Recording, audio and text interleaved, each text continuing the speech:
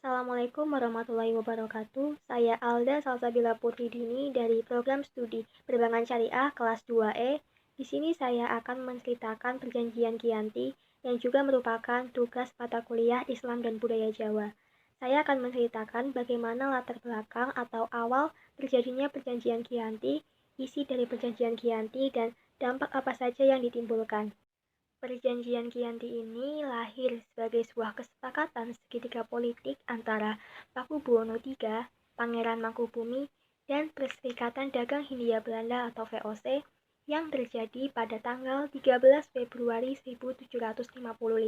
Perjanjian Giyanti ini diawali ketika Pakubuwono II mengadakan sayembara dan akan memberikan hadiah berupa sebidang tanah seluas 3.000 hektar kepada siapapun yang berhasil mengusir atau memukul mundur Pangeran Sambernyawa atau yang dikenal dengan Raden Mas Said. Dan yang mampu memukul mundur Raden Mas Said beserta pasukannya adalah Pangeran Mangkubumi yang merupakan adik dari Pakubuwono II.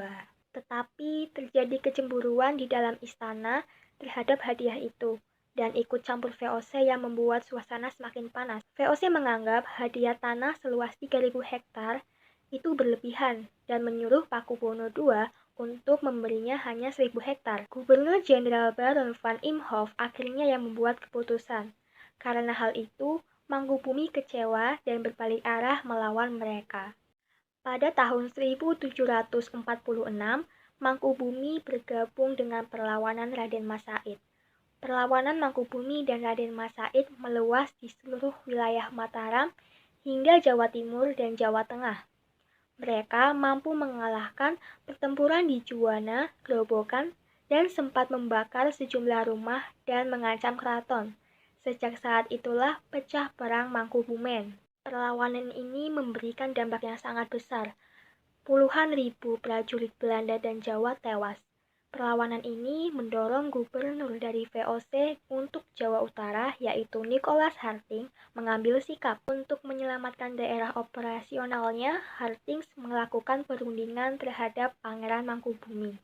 Pada tanggal 23 September 1754, muncul kesepakatan antara Pangeran Mangkubumi dengan pihak VOC, dengan keinginan Pangeran Mangkubumi yang ingin menjadi penguasa di tanah Jawa.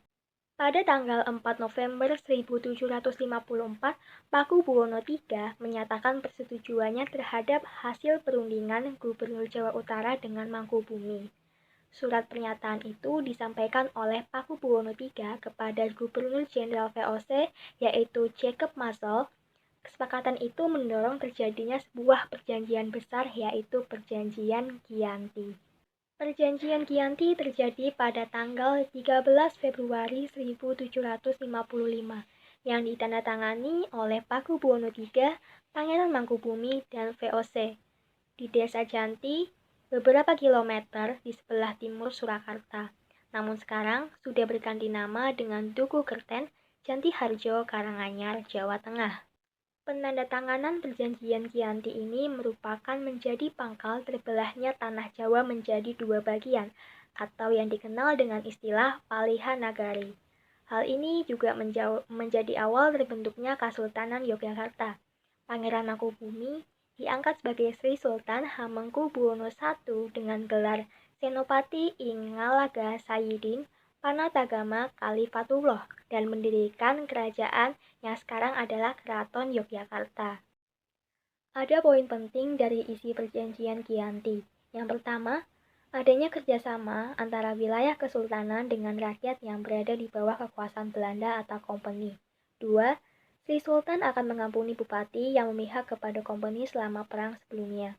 Tiga, sebelum mendapatkan persetujuan dari kompeni, Sri Sultan tidak akan memberhentikan bupati maupun pati.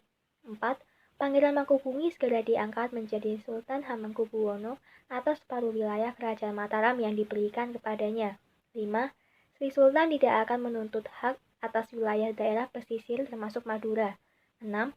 Para bupati dan pati harus melakukan sumpah setia kepada kompeni sebelum menjalankan tugasnya. 7. Sri Sultan berjanji akan menjual hasil makanan kepada pihak kompeni dengan harga yang ditentukan. 8. Sri Sultan berjanji akan membantu Pakubuwono apabila sewaktu-waktu dibutuhkan. 9. Sultan berjanji untuk mematuhi semua perjanjian yang dibuat antara Raja-Raja Mataram sebelumnya dan VOC, khususnya perjanjian tahun 1705, 1733, 1743, 1746, dan 1749. Perjanjian VOC ditandatangani oleh Nicholas Harding, W. van Olsenburg, Justin Mulder, C. Dankel, dan W. Vokens. Sementara itu, pasca perjanjian Giyanti, Raden Mas Said atau Pangeran Sambernyawa masih terus melakukan pemberontakan. Seperti halnya Mangkubumi, Pangeran Sambernyawa juga merupakan terah dari Pakubuwono yang turut menuntut hak sebagai penguasa wilayah. Dalam gerakan pada Oktober 1755, Pangeran Sambernyawa berhasil mengalahkan satu kelompok VOC. Kemudian, pada Februari 1756, ia juga hampir membakar keraton yang baru saja didirikan di Yogyakarta.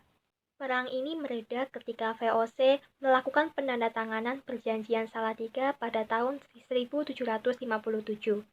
Perjanjian ini membuat tanah Jawa terbagi lagi. Pada perjanjian ini disepakati bahwa Pangeran Sambernyawa mendapat sebagian wilayah Kesunanan Surakarta dengan wilayah yang kini dikenal dengan Kadipaten Mangkunegaran. Pangeran Sambernyawa pun diberi gelar Adipati Arya Mangkunegara I. Keterbelahan tanah Jawa rupanya belum berhenti. Pada tahun 1813, di masa Gubernur Jenderal Thomas Stamford Raffles di Kerajaan Inggris, Kesultanan Yogyakarta juga terbelah dengan lahirnya Pakualaman. Dengan demikian, tanah Jawa kemudian memiliki 4 wilayah pemerintahan. Masing-masing tumbuh dengan perbedaan model dan orientasi politik, sehingga hal ini pun mengantarkan Jawa pada rupa yang beragam. Di masa Republik Indonesia, Kasunanan Surakarta dan Kadipaten Mangkunegaran menjadi situs cagar budaya, sementara wilayah Yogyakarta yang di dalamnya juga terdapat Pakualaman menjadi daerah istimewa. Dampak dari perjanjian Giyanti diantaranya 1. Wilayah Mataram mengalami perpecahan menjadi 2 bagian. Wilayah di sebelah timur Sungai Opak yang mencakup daerah Prambanan masa kini dikuasai oleh pewaris tahta Mataram, yaitu Sunan Pakubuwono III dengan kedudukan di Surakarta. Sedangkan wilayah sebelah barat yang merupakan daerah Mataram asli diserahkan kepada Mangkubumi sebagai Sultan Hamengkubuwono I dan menetap di Yogyakarta dalam Kesultanan Ngayogyakarta Hadiningrat.